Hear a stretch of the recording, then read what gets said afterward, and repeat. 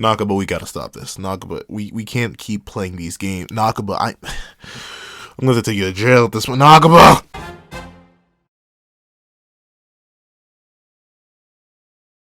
Thank you to our final patrons, Sinners Lancelot, Praise the Sun, Strawbones, and Aaron. Now, before we hop into this breakdown / review of Chapter 74 of Four Knights of the Apocalypse, please remember to leave your own thoughts on the chapter in the comment section down below. Leave a like and subscribe if you haven't already. Also, make sure to hit that little notification bell so you miss out on any videos that come to the channel. Also, I do a Patreon down below. Use more for as low as $1 a month to get things like exclusive videos, early content, and more. Now, let's hop into last week's poll. So, last week I ended up asking y'all a very simple question. I just wanted to know who y'all thought was going to come in and take the dub against Meliagalan, because they've been around for a minute, and they are shockingly still kicking. And with an overwhelming 49% compared to his 4 other contemporaries, there was no doubt in our minds that Lancelot was going to appear and take care of the big problem. However, that is not just the simple thing right darn there, with Gawain and Donnie out of the picture. A nice juicy 27% believed in Tristan, and to be fair, I low-key wanted Tristan to take care of it a while ago at this point. Like, I get it. You don't like using your demon side. I don't care. Do it again. Nah, but following up was a juicy 70% for Percy. Obviously, Percy hasn't necessarily had, like, a top of the line hype moment since, really, to spare Percy, I guess. But then again, really, Percy's been taking L's back to back. Because sure, he helped Gawain beat Gawain, Chaos Gawain, but that wasn't necessarily a hype moment. He kind of just came in and stole a kill. Meanwhile, I don't know. He lost against Felgard. He lost against Fittich. He didn't do anything. Like, Percy has kind of been thirsting for an L as of recent, now that I think about it. He hasn't been thirsting for L's. He's been drowning in L's. He's been looking for a W. He's been fiending for a W for a while. Maybe that's why he came in and stole the kill against Gawain. Because even though he got that amp, he hasn't really been doing all too much. Bro was just captured last chapter too. So, I don't know. We had some faith in Percy to step up. But then, number 4. We got 4%.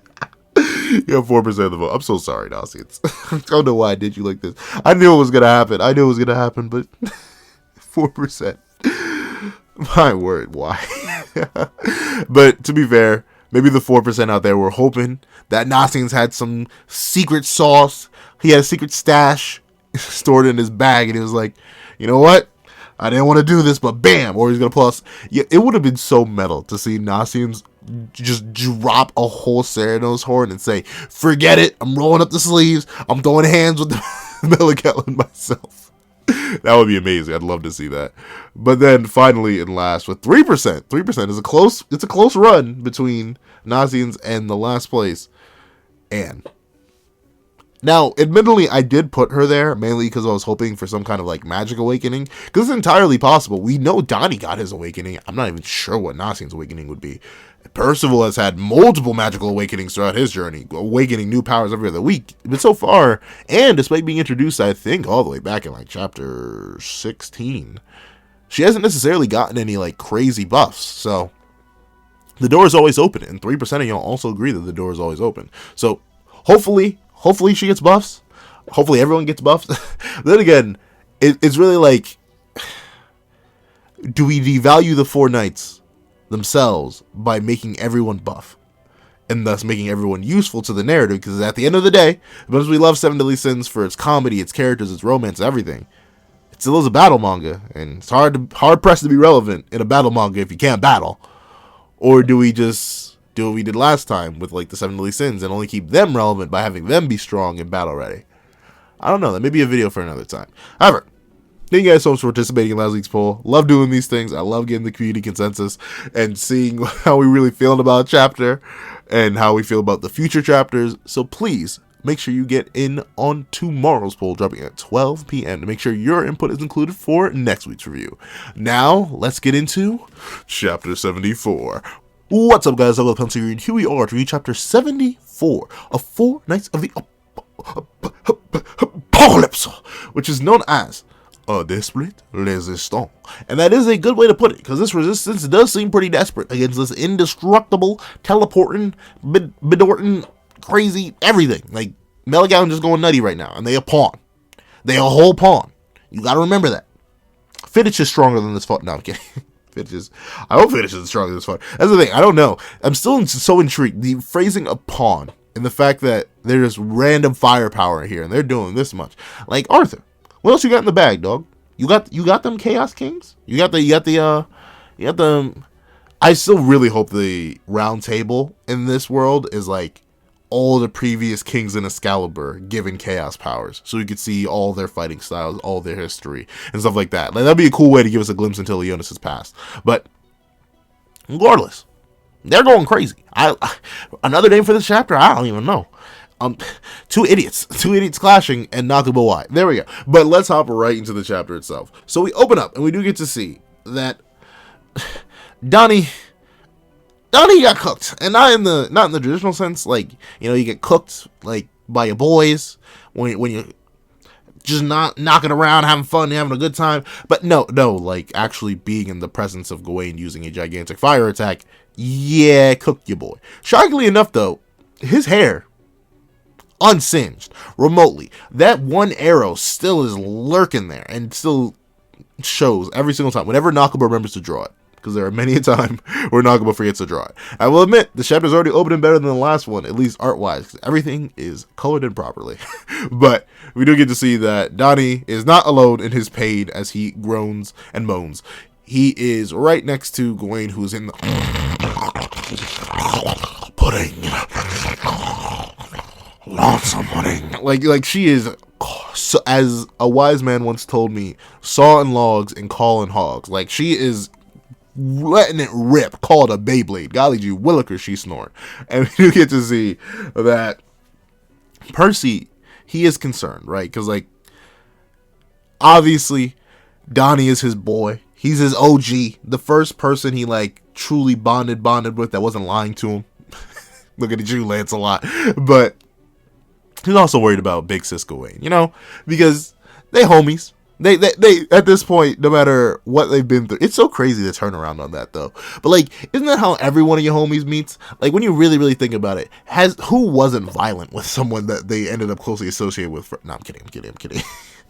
Hopefully, don't be violent to the people you want to make friends with. You are not in a battle manga. Fighting and disagreeing does not immediately mean friendship. Though sometimes, no, I'm kidding. But it is cool to see that Percy is the one who's more cared about his friends, while Tristan is the one who's still focused on the battle.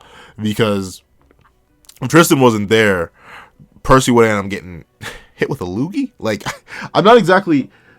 It's so weird. I'm not sure what Meliagalan fires there. Like, it looks like a certain blaze of the underworld, if you know what I'm saying. It looks like a certain purgatory flame. But at the same time, one, I don't think Meliagalan or Galan ever used it. And to be fair, that doesn't mean they don't have it. But at the same time, that usually means they don't have it. So, and like, random demons have purgatory fire. So it's entirely possible that that's just what that is. But at the same time, like, Galen's mouth is, like, did they just, like, did they, like just straight whole loogie that bad boy? Because that's what it looks like. It seriously looks like Meliagalan was like, huh, yeah, they're pretty high in the air. Huh. Now I think about it, neither of my original people had ranged attacks.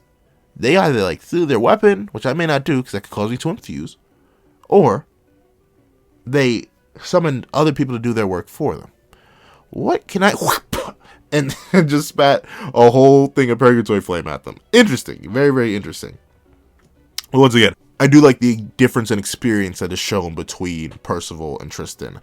Percy is overwhelmingly concerned about his friends. Meanwhile, Tristan he's still concerned about them, but at the same time, he's like, my own well-being. Gotta take care of that first. It's nice. It shows one is more experienced in battle, which we may see in the Edinburgh movie, whenever that comes out.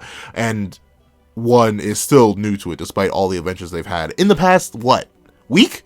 It still blows me away that not much time has passed. I know I keep bringing this up pretty much every review, but the fact that no time has passed, really, ever since Percy's journey started, yet he's already died, made a whole bunch of friends, and is now in a new kingdom. Like, we 74 chapters deep, but we're really only about 2 weeks in. However, we do get to see that after Tristan saves Percy, he loudly declares that the like button is free and so is the subscribe button, so you should hit that out to greatly help out that guy with the pencil, because it would help out the channel, doesn't take too much of your time, and is greatly appreciated. But we do get to see that Meliagalan is like, Knights of the Apocalypse.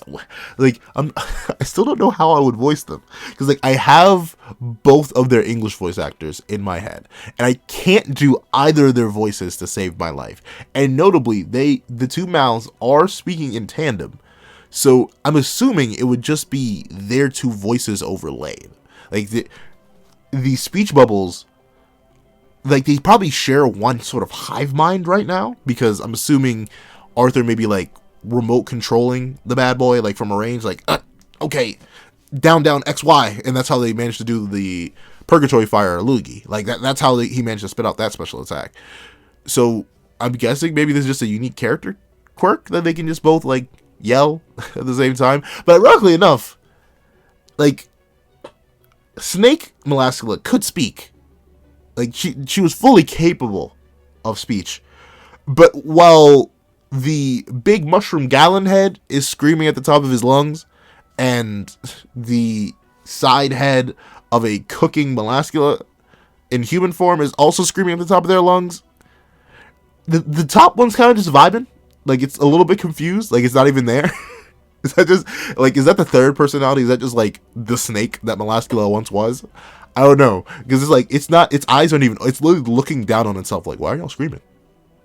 It's not that deep. What's going on? Are y'all okay?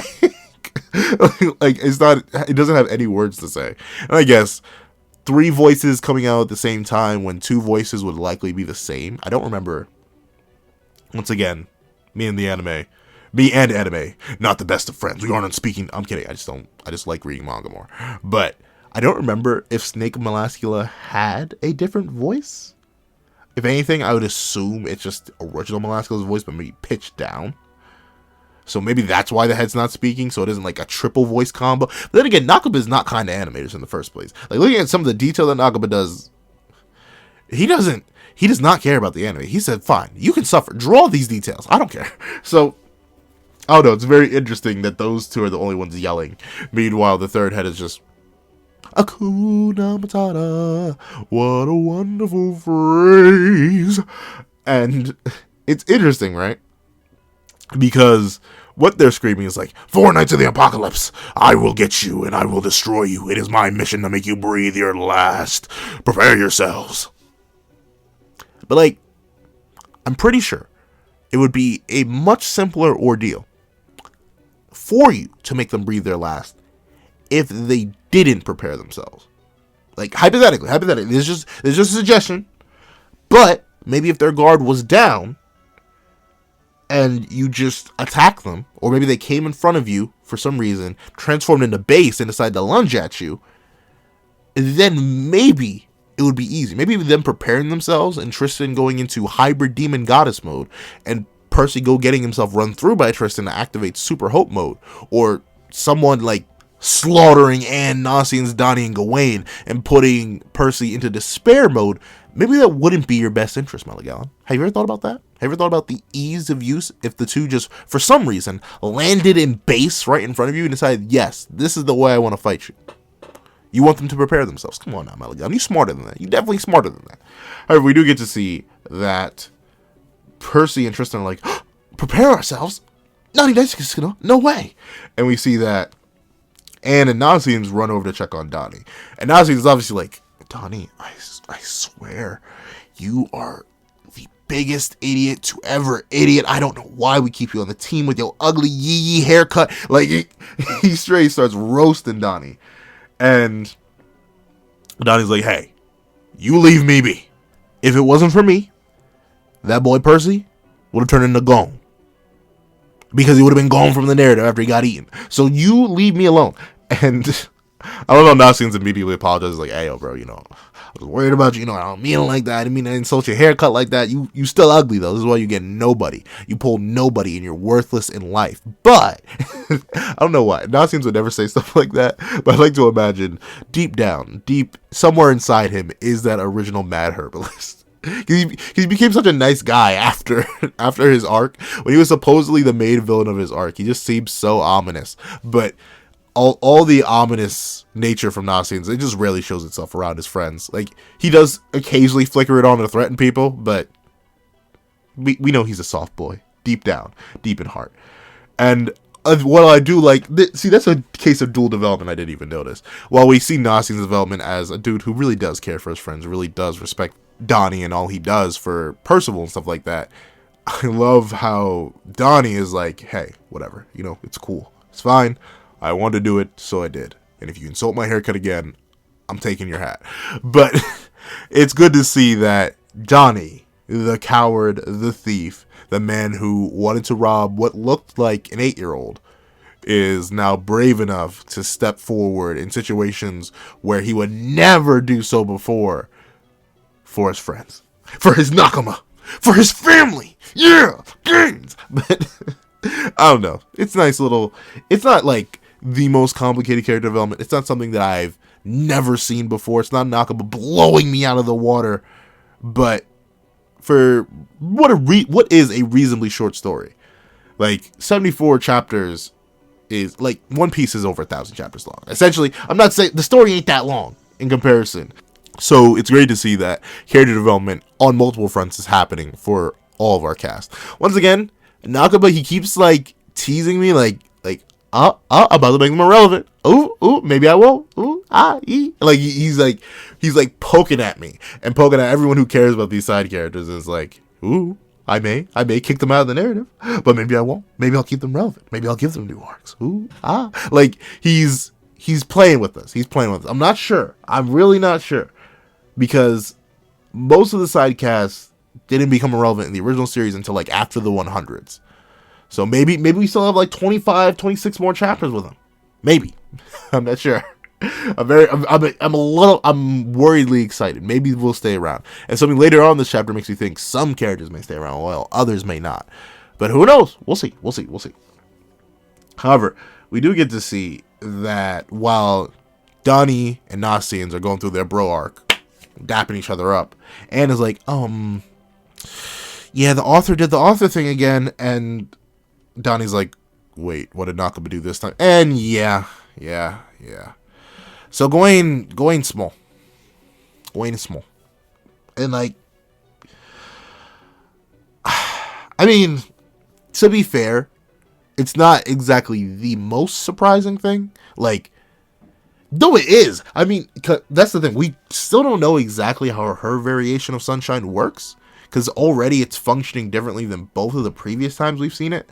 Like, supposedly she has a set amount of magic, which isn't necessarily a thing that's implied with either Mael or Escanor. Like, we know that there are times when they are weaker. They have less power overall. But in terms of strictly overexerting themselves running out of magic, even when Escanor was like spamming everything, like going crazy, Mael, we never really got to see Mael spam everything, go crazy. But running out of magic and reverting was not a thing for either of them. I feel like even say Escanor had burned through all his magic in the one, I don't think he, in the middle of the day at noon, would suddenly just pass out and revert to small Scanor. It doesn't necessarily matter if he slumped or not. I think that's why he kind of always has the glasses on, because even any time it can get on and popping. But it seems like for Gawain, if she's conscious, I'm not sure if it's a conscious thing. Like, does he have to be conscious under the sun to access that power, or not? Because what it seems like the moment she knocked out, she reverted to this much smaller state, to a point where like I don't like. Were her clothes supposed to switch with her? Like, with Escanor, what usually happens is that he tore through his clothes and we just had the Hulk effect, where, because we aren't an X-rated series, we couldn't see his real divine sword. Like, you know what I'm saying? Like, we couldn't see all that. But typically his clothes would tear. But it seems like, at least when he was small Scanor, his clothes would usually fit well enough. Like, he didn't have the Hulk effect where he was walking around like baggy clothes in preparation for him to get big and girthy. Except until the very end. That was when he was small Scanor in like the final invasion. He was wearing like tiny clothes that fit him when he got girthy. But for Gawain, it almost seems like it's the opposite. Like, her clothes, even hypothetically, if they weren't torn to pieces, it seems like they just wouldn't fit her in this smaller state. So, I don't know. If she just reverts every time she's sleepy, like, does her clothes count as a 2-for-1, like, sleeping bag? I don't know. And if she were to wake up right now, would she get her gains back? Or is she just out of gains for the day? Like, did she run out of whey protein? Like, is that it? Is the like button and subscribe button really just free? Yes, they are. But I don't know. It's a very weird scenario we're in with Gawain. And I'm interested to see, like, a full explanation of how her magic works. Because I think it's automatically way more complicated than anything Eskin or Mael had. Eskin or Mael were simple. At night, you ain't got no gains. Through the morning, you were getting gains. In the afternoon, you were losing gains. And at noon, you had all the gains. Gawain, you have gains until you get tired or run out of magic. I'm very, very intrigued. Maybe she doesn't have actual sunshine. Maybe she just has... Maybe she has a modified version of it. Because being King Arthur's niece, I wouldn't be shocked if Merlin intercepted sunshine, looking for it because of Escanor, and was like, wait a minute, let me alter this so it can be better regulated by the human body. Because I think that's one of the main things she hypothetically would be concerned about, losing another person to sunshine because it's not meant to handle a human body. So maybe this is the human body's way of, like, properly dealing with it in comparison to Escanor, who, like, he had no hope. He was going to die eventually because that thing would just tear him up inside. Very, very interesting. And admittedly, we do get to see that she is ready to feast on pudding. I just realized... Okay, I have a less than healthy mind, but I hope y'all out there don't have a sick mind. When pudding. Don't be demons. don't be demons in the comments down below. I know I said the demon clan is objectively the stronger species, but don't be demons down there. And we do get to see.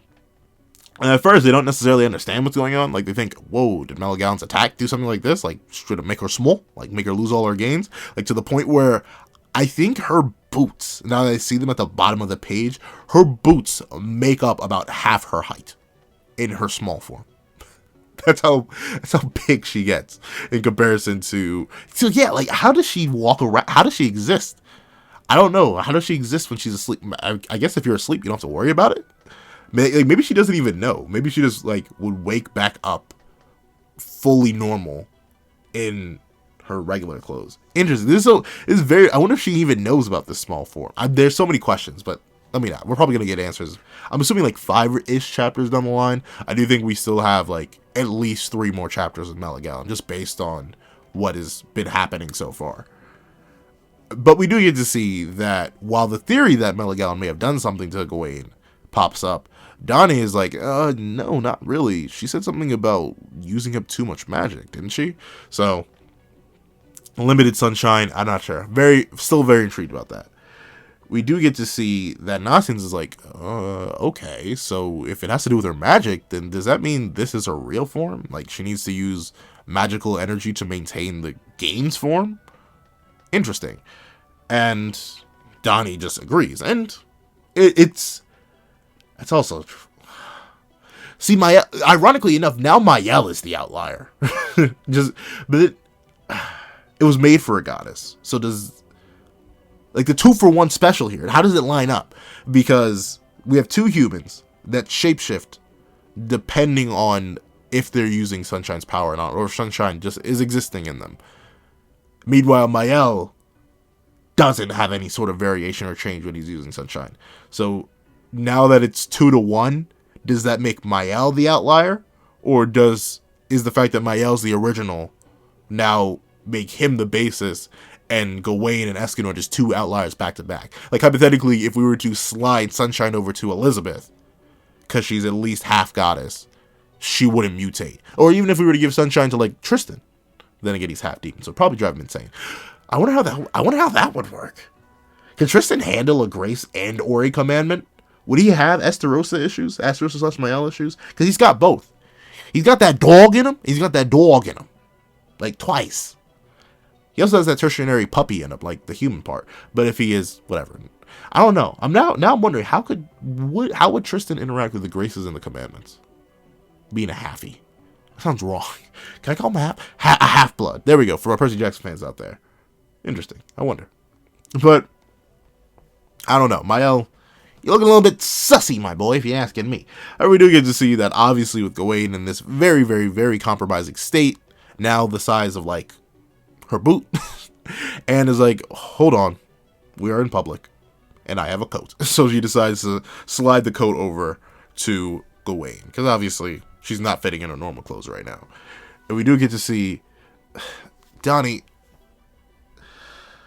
Like, I was just praising your development, dog. Like, we were gonna go. I was gonna make a whole video on how Donnie is one of the best characters in Fortnite of the Apocalypse and Seven Deadly Sins because of his very slow yet actually well realized character journey. And now he's staring at Gawain. Like, he didn't stare at her when she had gains. You weren't admiring her biceps, her tries, her traps, none of that. Her back muscles. You didn't care about that, huh? But the moment, you're a demon, Donnie. You're a demon. You're a tall demon, too. Like, the fact that everyone in this series is 16, supposedly, and Donnie's that tall. Something off about you, Donnie. Are you really 16? You some kind of... Well, then again, they're all adults. I was about to say, are you some freak? Some freaky deaky? But technically, I don't know. It's legal. But we do get to see that Anne is obviously unhappy that Donnie is looking extremely hard, like boring holes into Gawain's soul. Like, that's how hard he's looking. And she's telling them to get out and keep it pushing. And once again, I do love it's simple humor, stupid humor, but it even seems like no, it's on the top of his. It would be such a funny detail if Nakaba went out of his way to draw the double bumps he got from Anne on the spot where his hair is missing. Like, straight up, she, like, bopped that side of his head and they came out. But we do get to see that our two main knights that are still here and not currently either knocked out or screaming over the fact that Arthur kidnapped their teacher, or... There's so many questions about Cher. Do I have to make a very... I think I have to. I'm going to have to talk about that. But regardless, we do get to see our two knights who are not currently screaming King Arthur's name and or related to King Arthur and knocked out are currently looking over the friend situation right now. And seemingly enough, while Percy once again is caring about his friends and is worried about that, Tristan's like, it's whatever. I'm sure they're fine. Anyway, I found a way to win thanks to their efforts. I mean, once again, battle focus versus friend focus makes sense, but I wonder if Tristan's seen this before. Is that why he's so nonplussed? Like, I mean, Percival isn't having the most drastic of reactions to it, but at the same time, I don't really know. maybe this is the first time he's seeing him as like, this does not matter. We have more pressing issues to take care about. And apparently, Meliagalan did take some juicy damage from Lady Gawain's attack, which is interesting. Like, so much for that indestructible hide, but I guess, you know, with Meliagalan there, it probably is not so indestructible. And we do get to see that Percy's like, I bet. Let's go put Meliagalan in a pack. And I don't, like, Tristan says we may have found a way to win because of their efforts. Or they found a way to win definitively. But can someone please explain to me what was going on? Like, I was praising Tristan for his battle awareness and his battle intellect, right? Like, he was just tapping that domer so hard. He just had to be, he was a demon in terms of technical ability. But tell me why, while these two are in the air with their wings out and their magic up, they proceed to depower themselves, aka Tristan drops wings and Percy drops magic. They go back to straight flat base, like straight wholehearted base. Like, there's no contest here. Tristan has no wings, no Triskelion, no Demon Eye, nothing, and Percy doesn't even have an ounce of magic coating his blade. And they lunge in. And they legitimately say, or at least Percy says, we'll beat you with all our might. Dog, go into base. Like, I legitimately don't think there's a lower form that you could go to. Like the only thing you can do to make this worse is drop your weapons. Like just straight up drop Esterosa and Mael and drop Dragon Handle. Just leave them on the floor. Because I was so confused reading this for the first time because I'm like, no way they actually wholeheartedly reverted. Like no way the like button is free and so the subscribe button. While they both are, and that is amazing, and I greatly appreciate if you hit both of those, it's still crazy to me that these two were like, yes, the solution to beat this extremely and supremely powerful opponent that was working us in our stronger states previously, aka me with 6 wings and goddess eyes, and you with our magic, is to go back to base. I don't get it. It's so random. I'm just gonna assume and blame it on the idea that what is revealed later on in this chapter is the reason that they did something this stupid. Because like otherwise, I can justify Percy being this dumb, even though I really can't. He's not that battle stupid. I can't justify Tristan on this though. Like unless there's some outside interference, there's no reason for him to be going back to base to attack an opponent he was struggling with in presumably a higher state than before, at least a higher state than base. However, we do get to see when both lunge in. Yet they take each other out, and not with a riffle or in a date.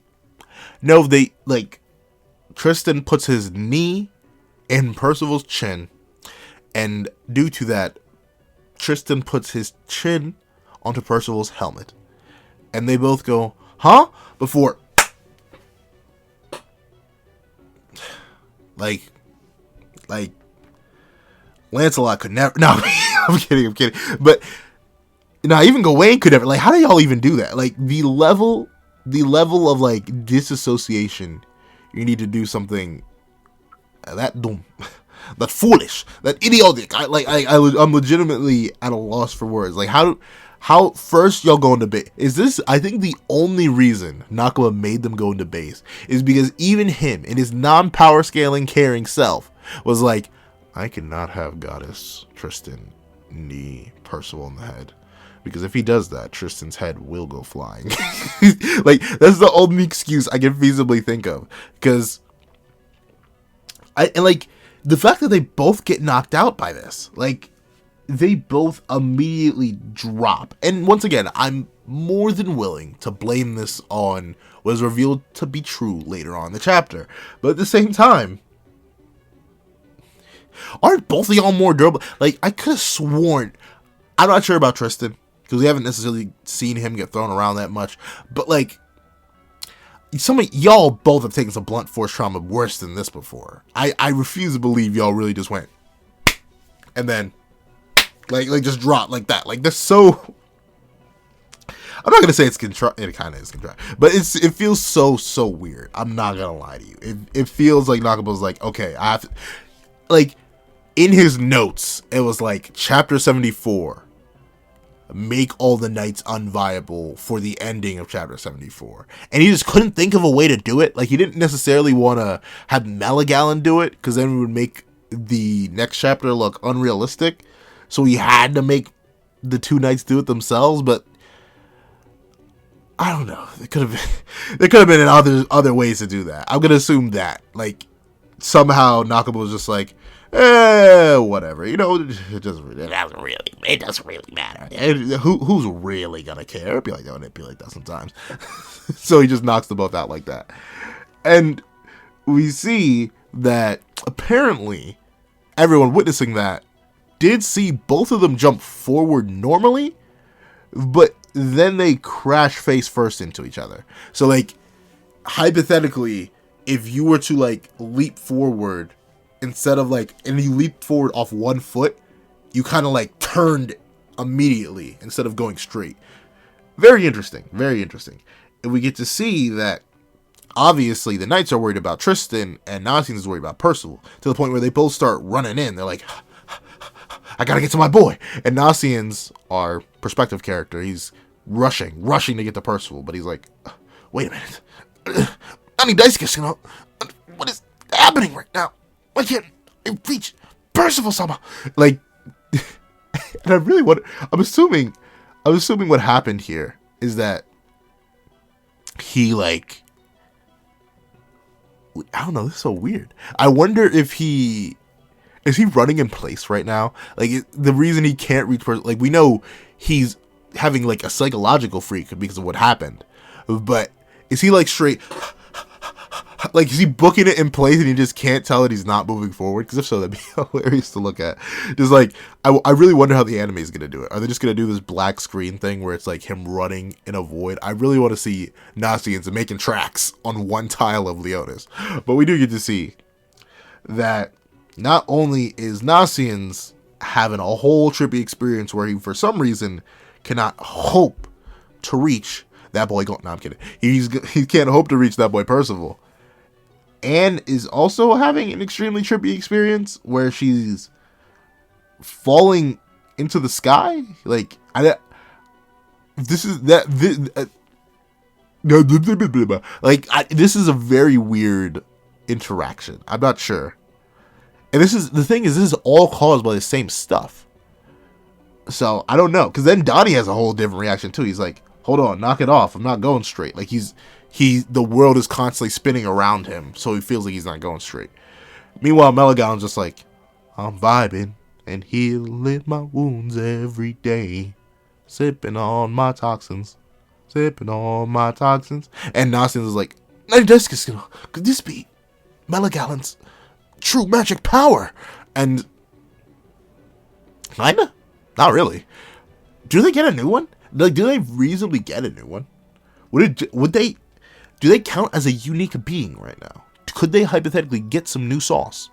Could they? I feel like they should be able to, but at the same time, it feels weird. Like, if they get new sauce, why don't I get new sauce? No, I'm kidding. But it'd be cool. Like, what would their hypothetical fusion magic be? Spatial over? I'm not sure, because what is, hold on, I need to check something. So Meliagalan's power is known as Underworld Gate. So I guess hypothetically it'd be fine. Like, what it would be, like Underworld Over, or like Critical Underworld, Critical Gate. I'm not sure what their fusion magic would be, because like all Galen's magic is a stats buff. So like, could it just be like a stats buff that allows Meliagalan to manipulate space even better, like tear open multiple portals at once or something like that? I'm wondering what their hypothetical new fusion magic would be and what it would really do for them. Like, I feel like there are some fusion combinations where their magic combined would be broken. Like, the major one I'm thinking of, just because I think it's a really cool idea, that our series, by likely late in the series, would have to fight this. But like, if hypothetically we're get to like the demonic supreme deity, like the Demon King and the supreme deity fused, because Arthur was like, hey, they'd be useful pawns, go. Them being completely immune to physical and magical attacks makes them pretty much unstoppable. But I don't know, Critical Over plus Underworld Gate, very interesting combination that may have value in the long run, but I can't immediately picture what the value would be right now. However, we do get to see that regardless of the hypothetical fusion magics we're going to be talking about, we see that Nasiens is like, I'm about to trip and fall by running in place. And we do get to see, it's the goat, but not the goat's sin. It's the guy who committed a couple sins when he was possessed by a demon. It's Hendrickson. And I'll admit, due to the mask and everything, and me not immediately recognizing his beard, I just saw the eye design, and my brain went, Bond? And like a whole sequence of questions started running in my head, like, what are you doing here? Why are you doing here? How did you get here? Do you know your son? Do you know your son is in the catacombs right now? But no, it is actually Hendrickson, which is arguably just as good, in a twisted way, though I do want to really see Bond. However, we see that Hendy does manage to catch our boy. And our boy is like, thanks? Who are you? And Hendrickson is like, oh, nice to meet you, man. Hendrickson. Don't be surprised, I'm just the town doctor. I'm not anyone crazy. Trust me, I didn't accidentally commit treason while possessed by a demon 16 years ago. It wasn't me. It was someone else. You know, I was just in a silly, goofy mood. You know what I'm saying? It happens to all of us, right? But, we have a bit of a problem. And we do get to see Nasiens like, yeah, I can tell that, but how are you seemingly unaffected by this? Everyone else is tripping, if they will. And we do get to see, and Henriksen's like, I see, I get it, I understand now. No one knows they're afflicted. And Nasiens is like, that's a big word. What are you talking about, my boy? And Henriksen goes on to explain that, oh, yeah, it's a slow acting. Hold on, let me see. What's a Henriksen's voice? Henriksen's age, like, I know Henriksen aged like fine wine too, so he has a definitely. Like bonus for you, so subscribe button, by the way. I really appreciate if you hit both of those. Also, if you share the video if you're enjoying it, I don't know, I'd really appreciate that too. I like spreading the reviews out. But let me see. It's a slow acting, potent neurotoxin and gradually derails the three semi. I can't say the words. They're too big. Now, it's a slow-acting, potent neurotoxin and gradually derails the three semicircular canals and greatly reduces not just one's sense of direction, but also their accuracy and ability to evade. So, that's it. That's why no one's been able to attack Meliagalan directly. The source must be that monster. I wouldn't have arrived here if I hadn't noticed it by chance. Hurry and cover your mouth with a cloth. What's wrong, Hendy? Now, that does allude to who else will show up later on in the chapter. Very, very interesting. But we do get to see that apparently the toxicity is very similar to that found in demon snakes. And like, I don't know, everyone else find it weird that they know that? Like, I get it, Meliagalan's a demon snake. And who knows, maybe like Merle, before she left, was like, hey, you want to study some demon snake? But then again, she left immediately. I don't know. Like, did Henderson just go interview Meliodas and be like, hey, so the demon world, what's that like? And Meliodas was like, whoa, I gotta tell you about the demon snakes. Some things go crazy. We make liquor from their toxins. Like, how did he know about that? How did he know about demon snakes? This is an oddly specific thing. It makes sense, once again, because Meliagalan is a demon snake, just enhanced by miasma. So it would make legitimate sense that for some reason, somehow, they can't. Well, no, they are fully capable of using it. But one, why didn't Meliagalan ever use this toxin previously, like in the last series? I know Meliodas would have been likely immune to it. But speaking of, wait a minute, so, lost track. This is a toxin, a poison, if you will. So it appears that Tristan's biology is a little bit nerfed in comparison, in some ways, compared to his original two species. Because while I am kind of convinced that the goddesses would be affected by toxins, mainly because we haven't seen any proof to the contrary, for one. And two, even archangels need to, like, clear their minds of poison. Then again, they were possessing human bodies. So who knows? Maybe they are immune to toxins.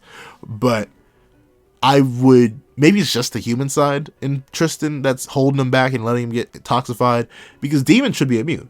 Like, the most potent thing that was supposed to be able to, like, kill 10 men or whatever, all the way back in the Boss Day dungeon arc. Meliodas drank that, slurped it up, and was like, tasty, and proceeded to ignore it. And it makes sense, right? Demons grow up and exist in a completely caustic and horrible environment that likely would kill them if they were not made for it. But I guess Tristan he's just not that guy.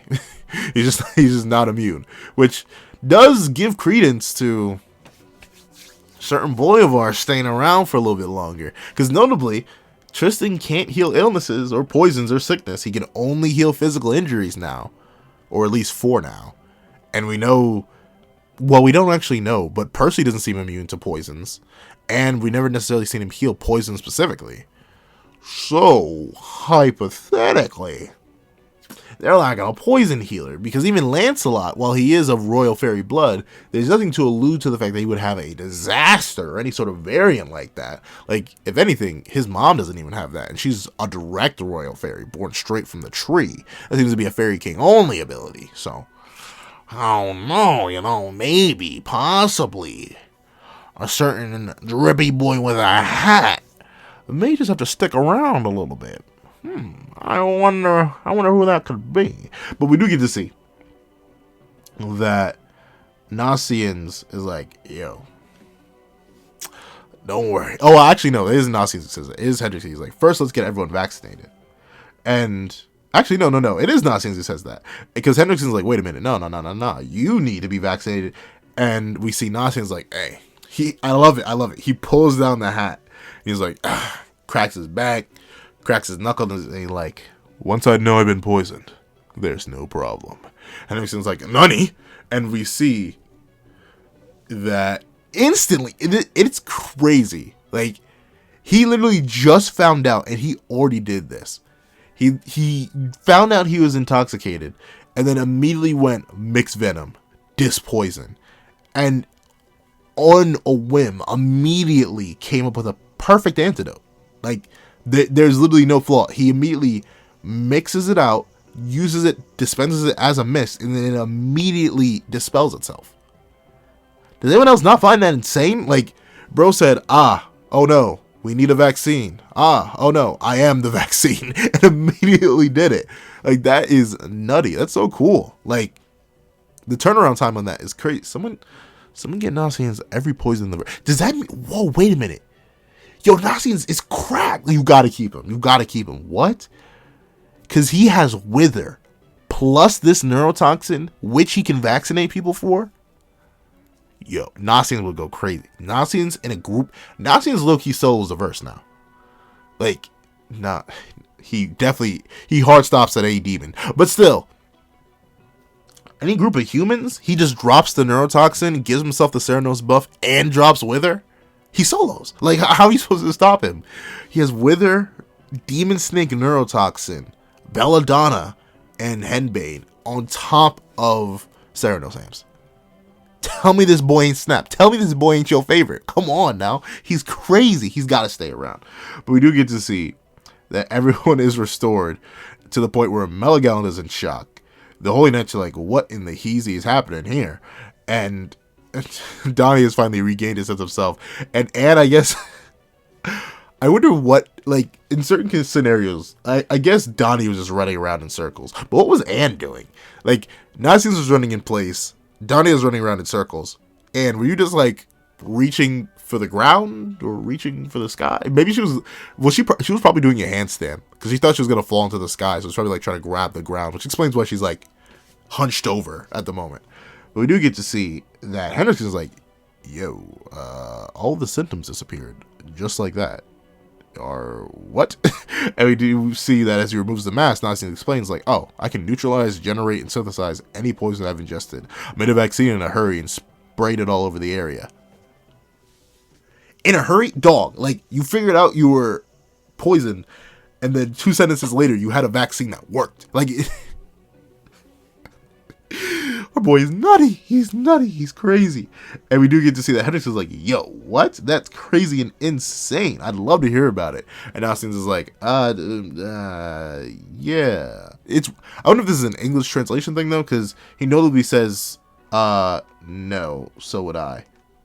I don't know. So that was a weird thing.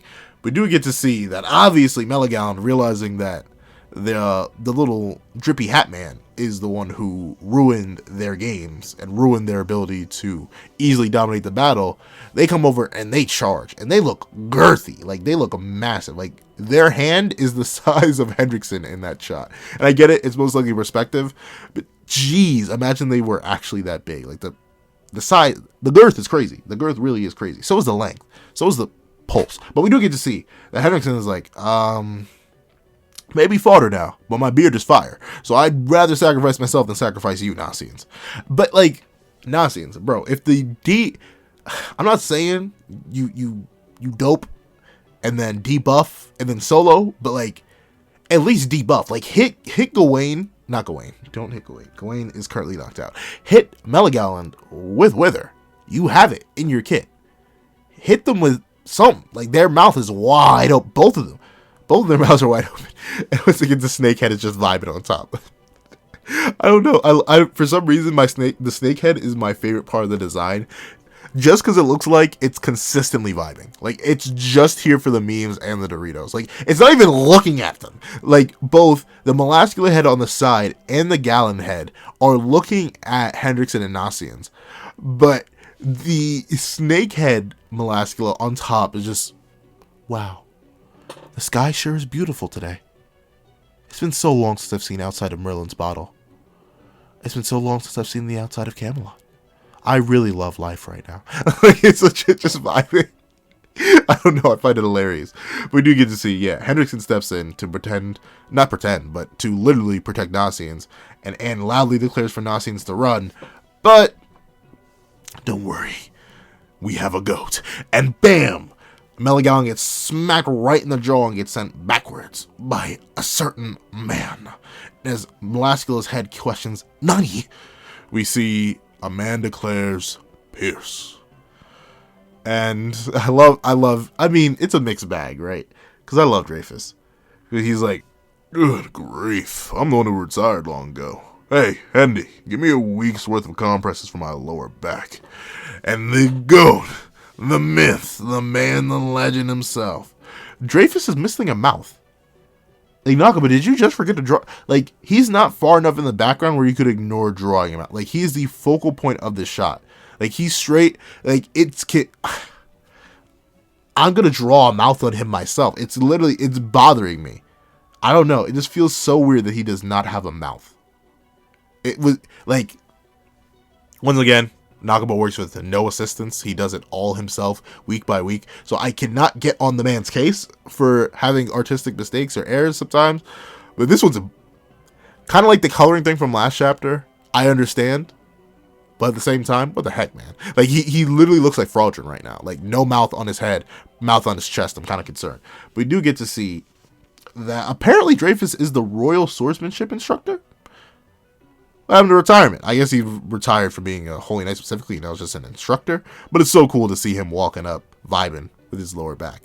It is sad to see that our older characters are being reduced to this, but we gotta remember, he is only human. And we also gotta remember the like button and subscribe button are in fact free, and I'd greatly appreciate if you hit both of those.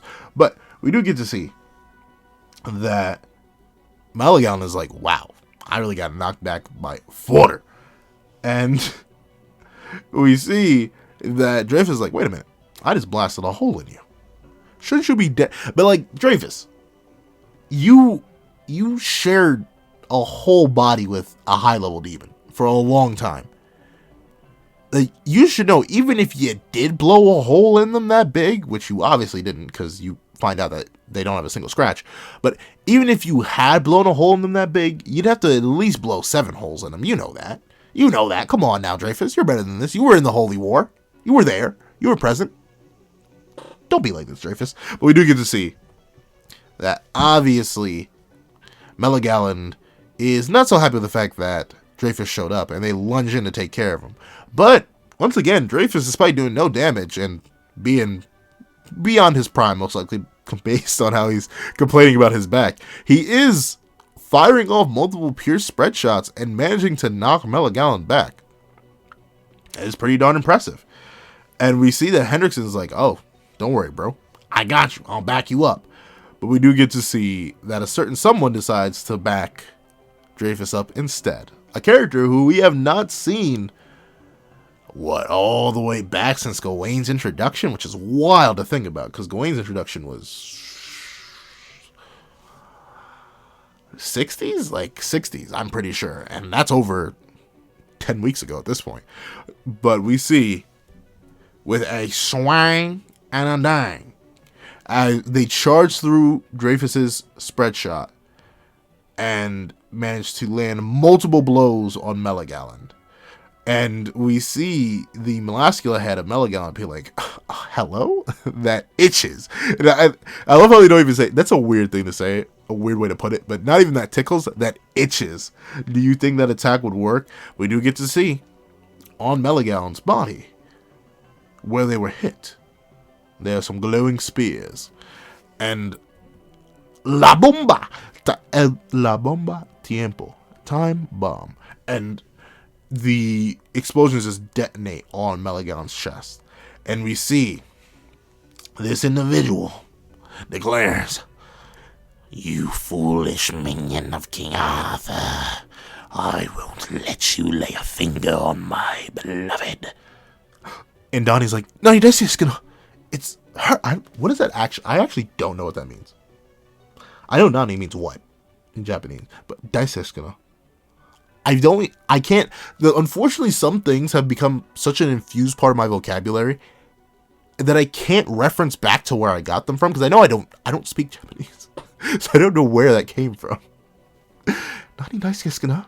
I'm gonna have to look that up. Or if I won't. I know I won't, because I have other things I need to do. But like, if someone wants to look that up for me, I greatly appreciate that. But we do get to see that the lady from the Tristan platoon is indeed back, and Isolde is ready to destroy for her love Tristan. And like, when did she hit her head? Did she, was she always bleeding? Like, what did she hit her head on? Did she get smacked and I just missed it? Hold on, let me go back. Oh yeah, she did get smacked. Oh, I missed it. I just straight missed it. So, you know, Meliagalan has kind of fought her. Like, really fought her. Like, if Isolde can tank a smack to the domer just fine and get right back up, why you lacking, Meliagalan? Why are you this weak? Why you this fought her? Like, broski. Well, you missing your extra sauce? Or you just that fodder? Is this just the case? Y'all are fused and y'all barely did that much. Really? Come on now. You didn't even scuff her clothes. But we do get to see. It is, I mean, I was clowning on Isolde when she was first introduced. Like, and I very likely still will. But I'm happy she's back, right? I'm glad we have all of, like, our I guess B-cast characters really in the narrative. We have Donnie and Nasiens, and now we have, well, they're not here right now, but we had Kion and Jade in the previous couple chapters, and now we have Isolde. Now everyone's here. The whole gang is here. But they aren't actually here, so I'm going to wait for Lancelot, Jade, and Kion to show up so you can really jump Meliagalan. But we do get to see that the Holy Knights are like, well, you know, Meliodas won't pay us unless we bring in results, so we gotta jump Meliagalan. And we do get to see that everyone is knocked out. Literally everyone. Every one of the knights at least. The Holy Knights are like, it's our time to die. And I do like how it's very contrived how they all got knocked out. Except for Gawain. I'll give Gawain that. That's just a function of her magic. She gets tired from using too much magic. She knocks out. But Tristan and Percival being knocked out by a slight little headbutt. Whatever. But it's good to see that Donnie's like, hey, you hearing them? And Nasi's like, yo, the voices of those who need you. You hear that? And these are the four Knights of Prophecy. They are the hope of Britannia. Very, very nice to see. And, yo, I feel like it's so late in the video that I know no one will get me for this. No one will get me. No one's actually here 57 minutes. Then again, y'all prove me wrong a lot. If y'all make it all the way to the end, if y'all make it here, this is going to sound so stupid. Put Baconator in the comment section with your comment.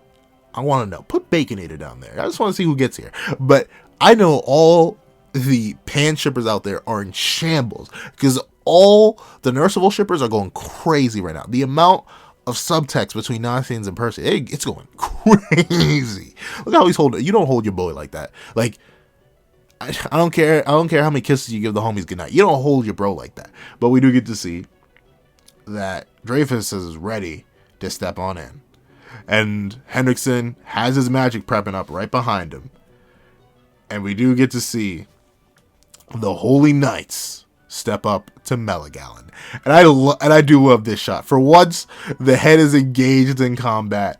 All the Holy Knights of all different breeds and backgrounds and everything, they're all ready to clash with Meliagalan. Meliagalan is just like the Meliagalan head is just going nutty, screaming on the side. I don't know. It's a very, very, very hype shot. I'm not gonna lie. It's great. And I'm super excited to see how the next chapter goes because we really do have all the Holy Knights jumping Meliagalan. Do I think they'll win? No. I don't know. I just highly doubt it. I know Gawain did a whole ton of damage, and you know, with demons, when they regenerate, they keep the damage. But I don't know. Dreyfus, who's very likely the strongest of them there, even in his old age, still couldn't do anything of too much note. But I think the choreography could go crazy, like fusing time bombs with Dreyfus's full size on top of Pelio's whole like inverted controls magic. Like the choreography is going to be wild next fight, which is why I'm super excited to see it. However, this chapter, it did it did a lot with a little, I will admit. Like, you can sum this chapter up in one word: knights knock out, everyone jumps. Like, that's all that really happens in the chapter. But everything, the overtext is not too complicated, but the subtext in the chapter is great. We see great development for Donnie and Nasiens, both in terms of their original portrayals. We get new cool abilities for Meliagalan. We get to see the return of multiple cool characters in a combat role, and in their new roles. In the case of Hendrickson and Dreyfus, we get to see all the knights rally together in a way that we really haven't seen since, like, season 1 of Seven Deadly Sins, which is how many years old at this point? Not to talk of the manga, which is even older than that. We're getting so much here and setting up for such a cool new thing. Nasien's getting new abilities, all the mystery surrounding Gawain's power and how it operates. So many things are in this chapter that I'm gonna give it a smooth, juicy 10 out of 10. However, those are my thoughts. Please tell me your thoughts in the comment section down below. Thank you so much for watching once again. Please, if you made it all the way to the end, drop Baconator in the comment section down below, because it's just something that's totally random and I want to throw people off. But in the end, thank you so much for watching. Please remember to like, share, comment, and subscribe. Make sure you hit that little notification bell so you miss out on any videos that come to this channel. Also, I do have a Patreon down below. You can support me for as low as $1 a month. You can click exclusive reactions, early content, and more. Thank you guys so much for watching once again, and I hope you guys have a wonderful day. This is Nakaba the Pencil, writing off.